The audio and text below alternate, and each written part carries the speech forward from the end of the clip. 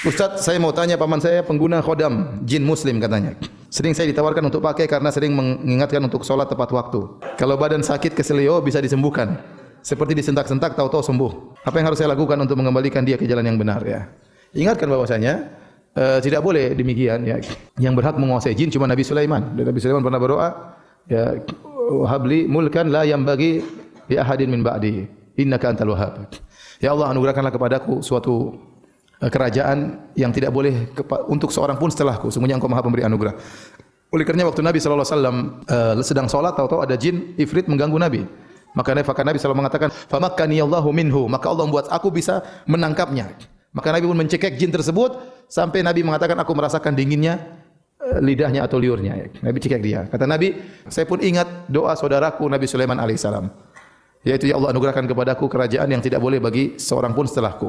Kalau bukan karena doanya Nabi Sulaiman, saya akan ikat jin tersebut di tiang di Masjid Nabawi sehingga pada pagi hari anak-anak bisa melihat jin tersebut. Jadi Nabi tidak bisa menguasai jin. Kenapa? Karena doa Nabi Sulaiman tidak boleh ada seorang pun menguasai jin kecuali Nabi Sulaiman alaihissalam. Makanya Nabi dalam banyak kegiatan, dalam perang Uhud, dalam perang Badar, Nabi tidak pernah pakai pasukan jin. Ya, padahal ada jin-jin yang masuk Islam.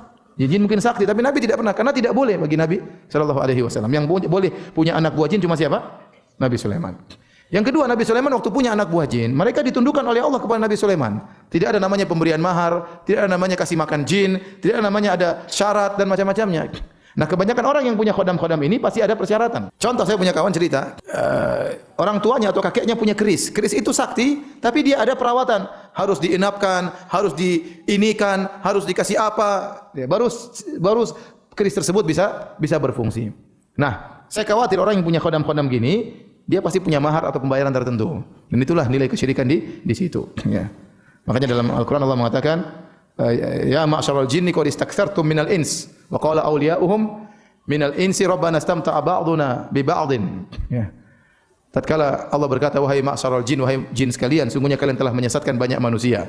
Maka berkatalah wali-wali mereka dari kalangan manusia, ya Rabb kami, sungguhnya kami telah saling menyenangkan di antara kami. Jin menyenangkan manusia, manusia menyenangkan jin. Adapun jin menyenangkan manusia, jin membantu manusia. Keperluannya apa? Ya. Sampai ada orang tukang pijit, supaya pijitnya enak, dia pakai jin. Jadi hanya sentuh saja, tapi yang dipijit terasa sudah. Kenapa ada jin tukang pijit? Ya, ada seperti itu. Ada, dia pakai jin. Jadi jin menyenangkan manusia dengan membantu banyak kebutuhan manusia. Dan manusia menyenangkan jin dengan tunduk kepada persyaratan yang disyaratkan oleh jin. Dan itulah kesyirikan yang menyebabkan mereka masuk neraka jahanam. Coba tanya, ini pamannya bisa punya khodam, gimana ceritanya? Ya, pasti ada persyaratan yang dia berikan. Wallahu a'lam bishawab.